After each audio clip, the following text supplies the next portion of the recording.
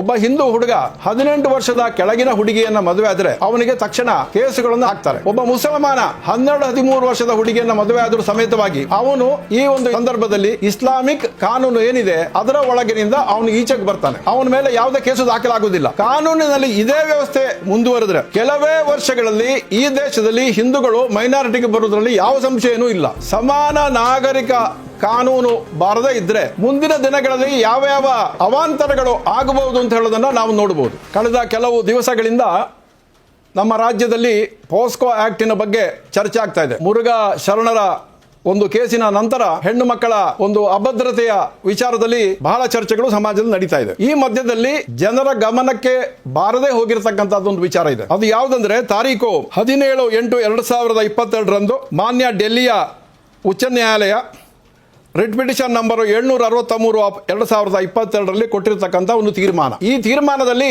Delhi high court ಏನ್ ಹೇಳುತ್ತೆ ಅಂತಂದ್ರೆ, ಇಬ್ರು ಮುಸ್ಲಿಂ ಹುಡುಗ ಮತ್ತೆ ಹುಡುಗಿ ಇವರು ಮದುವೆ ಆಗ್ಲಿಕ್ಕೆ ವಯಸ್ಸಿನ ಮಿತಿ ಏನು ಪರಿಗಣನೆಗೆ ತೆಗೆದುಕೊಳ್ಳುವಾಗಿಲ್ಲ. ಇಸ್ಲಾಮಿಕ್ ಕಾನೂನಿನ ಅನ್ವಯ ಹುಡುಗಿಯೊಬ್ಬಳು 18 ವರ್ಷಕ್ಕಿಂತ ಕಡಿಮೆ ಇದ್ರು, ಅವಳು ಪ್ಯೂಬೆರಿಟಿ ಏಜ್ ಅಂದ್ರೆ ಇನ್ನು ಮುಟ್ಟಾಗ್ಲಿಕ್ಕೆ ಪ್ರಾರಂಭ ಆಗದಿದ್ರು ಅವಳ ಮದುವೆಯನ್ನ ಅವಳ ಗಾರ್ಡಿಯನ್ ಮುಖಾಂತರವಾಗಿ ಮಾಡಿಕೊಳ್ಳಬಹುದು. ಒಂದು ಸಂದರ್ಭದಲ್ಲಿ ಅವಳು ಪ್ಯೂಬೆರಿಟಿ ಆದ್ರೆ ಗಂಡನ ಒಟ್ಟಿಗೆ ಅವಳು ಬಾಳಬಹುದು ಅಂತ ಹೇಳಿ. ಬಂಧುಗಳೇ, ಇಲ್ಲಿ ನೋಡಿ, ನಮ್ಮ ಹಿಂದೂಗಳಿಗೆ ಒಬ್ಬ ಹಿಂದೂ ಹುಡುಗ 18 ವರ್ಷದ ಕೆಳಗಿನ ಹುಡುಗಿಯನ್ನ ಮದುವೆ ಆದ್ರೆ ಅವನಿಗೆ ತಕ್ಷಣ ಕಾನೂನಿನ ಅನ್ವಯ ಸೆಕ್ಷನ್ 376 ಆಫ್ IPC ಪಾಸ್ಕೋ ಆಕ್ಟ್ ಇದರಲ್ಲೆಲ್ಲ ಕೇಸುಗಳನ್ನು ಅವನ ಮೇಲೆ ಹಾಕ್ತಾರೆ. ಒಬ್ಬ ಮುಸಲ್ಮಾನ 12-13 ವರ್ಷದ ಹುಡುಗಿಯನ್ನ ಮದುವೆ ಆದರೂ ಸಮೇತವಾಗಿ ಅವನು ಈ ಒಂದು ಇದರ ಸಂದರ್ಭದಲ್ಲಿ ಇಸ್ಲಾಮಿಕ್ ಕಾನೂನು ಏನಿದೆ ಅದರ ಒಳಗಿನಿಂದ ಅವನು ಈಚೆಗೆ ಬರ್ತಾನೆ. ಅವನ ಮೇಲೆ ಯಾವುದೇ ಕೇಸು ದಾಖಲಾಗುವುದಿಲ್ಲ. ವಿಚಿತ್ರ ಏನಂದ್ರೆ, ಈ ರೀತಿಯಾಗಿ ಮೈನರ್ಗಳು ಮದುವೆ ಆಗಿದ್ದಂತಹ ಒಂದು ಸಂದರ್ಭದಲ್ಲಿ ಡೆಲ್ಲಿಯ ಉಚ್ಚ ನ್ಯಾಯಾಲಯ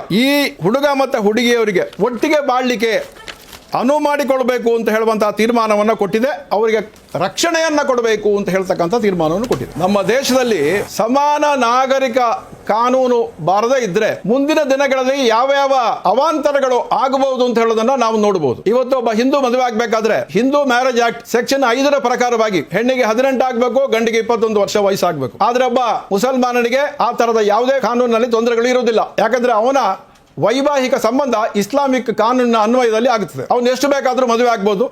ಸೆಕ್ಷನ್ 5 ಪ್ರಕಾರವಾಗಿ ಒಂದು ಮ್ಯಾರೇಜ್ ವ್ಯಾಲಿಡ್ ಮ್ಯಾರೇಜ್ ಅಂತ ಆಗಬೇಕಾದ್ರೆ ಆ ಹುಡುಗಿಗೆ ಮತ್ತೆ ಹುಡುಗನಿಗೆ ಮುಂಚೆ ಮದುವೆ ಆಗಿ ಗಂಡ ಅಥವಾ ಹೆಂಡತಿ ಇರಬಾರದು ಅಂತ ಹೇಳುವಂತ ಒಂದು ವಿಧೇಯಕ ಇದೆ. ಅದು ಮುಸಲ್ಮಾನರಿಗೆ ಆ ವಿಧೇಯಕನೂ ಇಲ್ಲ. ಬಂಧುಗಳೇ, ಇವತ್ತು ಅಭಿವೃದ್ಧಿ ಜಗತ್ತಿನಲ್ಲೇ ನಾವು ಒಂದು ಬಹಳ ದೊಡ್ಡ ಆರ್ಥಿಕ ದೇಶವಾಗಿ ಮುಂದೆ ಬರ್ತಾ ಇದ್ದೀವಿ ಅಂತ ಎಲ್ಲ ಮಾಧ್ಯಮದಲ್ಲಿ ಬರ್ತಾ ಇದೆ. ನನಗಾದರೂ ಈ ವಿಷಯದಲ್ಲಿ ಯಾವುದೇ ಸಂತೋಷ ಆಗ್ತಾ ಇಲ್ಲ. ಯಾಕಂದ್ರೆ ನನಗೆ ಗೊತ್ತಿದೆ ರಿಯಾಲಿಟಿ ಏನು ಅಂತ. ಕಾನೂನಿನಲ್ಲಿ ಇದೇ ವ್ಯವಸ್ಥೆ ಮುಂದುವರೆದ್ರೆ ಕೆಲವೇ ವರ್ಷಗಳಲ್ಲಿ ಈ ದೇಶದಲ್ಲಿ ಹಿಂದೂಗಳು ಮೈನಾರಿಟಿಗೆ ಬರುವುದರಲ್ಲಿ ಯಾವ ಸಂಶಯನೂ ಇಲ್ಲ. ಹಿಂದೆ ರಹಮತ್ ಅಲಿ ಅಂತ 1932ರಲ್ಲಿ ಪಾಕಿಸ್ತಾನ ಅಂತ ಹೇಳುವ ಪರಿಕಲ್ಪನೆಯನ್ನ ಕೊಟ್ಟ. ಆವಾಗಲೇ ಅವನು ಪಾಕಿಸ್ತಾನದ ಅಲ್ಲದೆ ಇನ್ನೂ 7 ಪ್ರತ್ಯೇಕ ರಾಷ್ಟ್ರಗಳ ಬಗ್ಗೆ ಒಂದು ಮ್ಯಾಪ್ ಅನ್ನು ಪ್ರಕಟಿಸಿದ. ಬಂಧುಗಳೇ, ಇವತ್ತು ಇಸ್ಲಾಮಿಕ್ ಮೂಲಭೂತವಾದಿಗಳು ಅಂದು ರಹಮತ್ ಅಲಿ ಯಾವ ಒಂದು ನಕಾಶೆಯನ್ನು ಪ್ರಕಟಿಸಿದ್ದನೋ ಅದರ ಅನ್ವಯ ಕಾರ್ಯೋನ್ಮುಖರಾಗಿದ್ದಾರೆ. ನಾವು ಭಾರತೀಯ ಜನತಾ ಪಾರ್ಟಿಯನ್ನ 2014-2019ರಲ್ಲಿ ಓಟು ಕಟ್ಟು ಕಳಿಸಿದೆವು. ಯಾತಕ್ಕೆ? ಇವರು ಸಮಾನ ನಾಗರಿಕ ಕಾನೂನನ್ನು ತರ್ತಾರೆ, ನಮ್ಮ ಹಿಂದೂ ಧರ್ಮದ ರಕ್ಷಣೆ ಆಗುತ್ತೆ ಅಂತ ಹೇಳುವ ಭರವಸೆಯ ಮೇಲೆ ಆ ಓಟನ್ನು ಕೊಟ್ಟು, ಕೇವಲ ಅಭಿವೃದ್ಧಿಗೆ ಆಗಿ ಅಲ್ಲ. ಅಭಿವೃದ್ಧಿ ಇವತ್ತು ತಮಿಳುನಾಡಿನಲ್ಲಿ ಬಿಜೆಪಿ ಗವರ್ಮೆಂಟ್ ಇಲ್ಲ. ಇವತ್ತು they are in the four front in the development of ರಾಷ್ಟ್ರದಲ್ಲಿ ಇರ್ತಕ್ಕಂತಹ ಎಲ್ಲ ರಾಜ್ಯಗಳನ್ನ ಇವತ್ತು ತುಲನೆ ಮಾಡಿ ನೋಡಿದ್ರೆ ಬಿಜೆಪಿ ಒಂದು ದಿವಸವೂ ರೂಲ್ ಮಾಡದಂತಹ ತಮಿಳುನಾಡಿನಲ್ಲಿ ಆರ್ಥಿಕವಾಗಿ ಇವತ್ತು ಬಹಳ ದೊಡ್ಡ ಶಕ್ತಿಯಾಗಿ ಬೆಳೀತಾ ಇದೆ. ಬಂಧುಗಳೇ, ಅಭಿವೃದ್ಧಿ ದೃಷ್ಟಿಯಿಂದ ಮಾತಾಡೋದಾದ್ರೆ ಸ್ವಲ್ಪ ದಯವಿಟ್ಟು ಮಂಗಳೂರು ನಗರವನ್ನ ನೋಡಿ. ಇವತ್ತು ರಾಜ್ಯದಲ್ಲಿ ಅತ್ಯಂತ ದೊಡ್ಡ ಆರ್ಥಿಕವಾಗಿ ಬಲಾಢ್ಯವಾದಂತಹ ಒಂದು ಕ್ಷೇತ್ರ ಅಂತ ಹೇಳ್ಬೋದು ಮಂಗಳೂರನ್ನ. ಇದಕ್ಕೆ ಮೂಲ ಕಾರಣರು ಯಾರು? ಕಾರ್ನಾಡು ಸದಾಶಿವರಾಯರು ಅವರ ಸಂಪೂರ್ಣ ಆಸ್ತಿಪಾಸ್ತಿಗಳನ್ನ ಸಾರ್ವಜನಿಕರಿಗೆ ಕೊಟ್ಟರು. ಉಳ್ಳಾರ್ ಶ್ರೀನಿವಾಸ್ ಮಲ್ಯ ಅವರು ಮಂಗಳೂರಿಗೆ ಬಂದರಿಂದ ಹಿಡಿದು ಹಲವಾರು ಪ್ರಾಜೆಕ್ಟ್ಸ್ ಅನ್ನ ತಂದ್ರು. ಸುರತ್ಕಲ್ ಇಂಜಿನಿಯರಿಂಗ್ ಕಾಲೇಜು ಎಲ್ಲ ಇರಬಹುದು. ಅದಾದ ನಂತರ ಮಣಿಪಾಲ TMA ಪೈ ಅವರ ಕಾಲದಲ್ಲಿ ಮಂಗಳೂರು ಬಹಳ ದೊಡ್ಡ ಆರ್ಥಿಕ ಕೇಂದ್ರವಾಗಿ ಬೆಳಿಲಿಕ್ಕೆ ಪ್ರಾರಂಭವಾಯಿತು. ಇವತ್ತು ಮಾನ್ಯ ಪ್ರಧಾನಿಗಳು ಮಂಗಳೂರಿಗೆ ಬಂದು ಇನ್ನೂ ಹೆಚ್ಚಿನ ಅಭಿವೃದ್ಧಿ ಕಾರ್ಯಗಳನ್ನ ಮೊನ್ನೆ ಉದ್ಘಾಟಿಸಿ ಹೋಗಿದ್ದಾರೆ. ನಾನಾದ್ರೂ ನಿಮಗೊಂದು ದಯವಿಟ್ಟು ಒಂದು ಮಾತು ಹೇಳ್ತೇನೆ, ಒಂದು ರೌಂಡ್ ಮಂಗಳೂರು ಸಿಟಿಯಲ್ಲಿ ಸುತ್ತಿ ಬನ್ನಿ. ಮಂಗಳೂರು ಸಿಟಿಯಲ್ಲಿ ಸಾಮಾಜಿಕವಾಗಿ ಧಾರ್ಮಿಕವಾಗಿ ಏನು ಬದಲಾವಣೆ ಆಗ್ತಾರೆ ಅಂತ ಹೇಳೋದನ್ನ ನೋಡಿ. ಆರ್ಥಿಕ ಅಭಿವೃದ್ಧಿಯ ವಾರಸುದಾರರು ಮುಂದಕ್ಕೆ ಯಾರು ಆಗುತ್ತಾರೆ ಅಂತ ಹೇಳೋದನ್ನ ನೀವೇ ಅರ್ಥ ಮಾಡ್ಕೊಳ್ಳಿ. ನಮಗೆ ಹಿಂದೂಗಳಿಗೆ ಇವತ್ತು ಬೇಕಾಗಿರ್ತಕ್ಕಂಥದ್ದು ಅಭಿವೃದ್ಧಿ ನೆಕ್ಸ್ಟ್, ಸೇಫ್ಟಿ ಫಸ್ಟ್. ನಾವು ಹಿಂದೂಗಳ ಸಂಖ್ಯೆಯನ್ನ ಈ ದೇಶದಲ್ಲಿ ಮುಸಲ್ಮಾನರಿಗಿಂತ ಸದಾ ಹೆಚ್ಚು ಇರುವ ಒಂದು ಪರಿಕಲ್ಪನೆಯೊಂದಿಗೆ ಕಾನೂನುಗಳನ್ನ ವ್ಯವಸ್ಥೆ ಮಾಡಿದ್ರೆ ನಮ್ಮ ಸಂಸ್ಕೃತಿ ಉಳಿತದೆ, ರಾಷ್ಟ್ರದ ಐಡೆಂಟಿಟಿ ಉಳಿತದೆ, ಈ ದೇಶದಲ್ಲಿ ಡೆಮಾಕ್ರಸಿ ಪ್ರಜಾಪ್ರಭುತ್ವ ಉಳಿತದೆ. ಎಲ್ಲಿಯವರೆಗೆ ಹಿಂದೂ ಧರ್ಮ ಈ ದೇಶದಲ್ಲಿ ಇರ್ತದೋ ಅಲ್ಲಿವರೆಗೆ ಮಾತ್ರ ಪ್ರಜಾಪ್ರಭುತ್ವದ ವ್ಯವಸ್ಥೆ ಇರುತ್ತದೆ. ಯಾಕಂದ್ರೆ ಬೇರೆ ಇಸ್ಲಾಮಿಕ್ ಕಂಟ್ರಿಗಳಲ್ಲಿ ಆ ವ್ಯವಸ್ಥೆಗಳನ್ನು ನೀವು ದಯವಿಟ್ಟು ನೋಡ್ಕೊಳ್ಳಿ. ಆದ್ರಿಂದ ಮುಂದಿನ ಚುನಾವಣೆಯಲ್ಲಿ ಒಂದು ವೇಳೆ ಸಮಾನ ನಾಗರಿಕ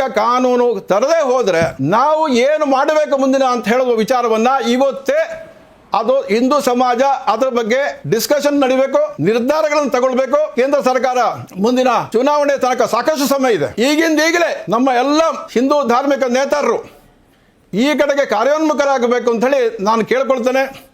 ಈ ಡೆಲ್ಲಿಯ ಹೈಕೋರ್ಟ್ನ ತೀರ್ಮಾನ ಇದೆಯಲ್ಲ, ಇದು ಬಹಳ ದೊಡ್ಡ ವಾರ್ನಿಂಗ್ ಬೆಲ್. ಬಂಧುಗಳೇ, ಡಾಕ್ಟರ್ ಅಂಬೇಡ್ಕರ್, ವೀರ ಸಾವರ್ಕರ್ ಅಂತ ವಿಜನರೀಸ್ ನಮ್ಮಲ್ಲಿ ಇದ್ರು. ಆದ್ರೆ ಈ ರಾಷ್ಟ್ರದ ಬಗ್ಗೆ ಅವರು ವಿಜುವಲೈಸ್ ಮಾಡುವಂತ ಸಂದರ್ಭದಲ್ಲಿ ಈ ಬರ್ತ್ ಕಂಟ್ರೋಲ್ ಅನ್ನುವಂತಹ ಒಂದು ವಿಚಾರ ಅವರ ಮುಂದೆ ಇರಲಿಲ್ಲ. ಇದರ ಎಫೆಕ್ಟ್ ಏನಾಗ್ಬೋದು ಸಮಾಜದ ಮೇಲೆ?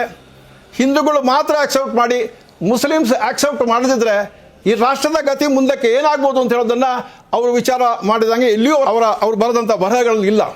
ಬಂಧುಗಳೇ, ಈ ಸಂದರ್ಭದಲ್ಲಿ ನಾನಾದರೂ ಹೇಳ್ತೇನೆ, ಪ್ರತಿಯೊಬ್ಬ ಹಿಂದೂಗಳ ಆದ್ಯ ಕರ್ತವ್ಯ ಇವತ್ತು ಸಮಾನ ನಾಗರಿಕ ಕಾನೂನಿಗೆ ಇನ್ಸಿಸ್ಟ್ ಮಾಡೋದ್ರಲ್ಲಿ ಇದೆ ಅಂತ ಹೇಳ್ಕೊಂಡು ನಾನು ಎಲ್ಲರಿಗೂ ಈ ವಿಚಾರದಲ್ಲಿ ಎದ್ದೇಳಿ ಅಂತ ಹೇಳುವಂತಹ ಒಂದು ಕರೆಯನ್ನು ಕೊಡ್ತೇನೆ.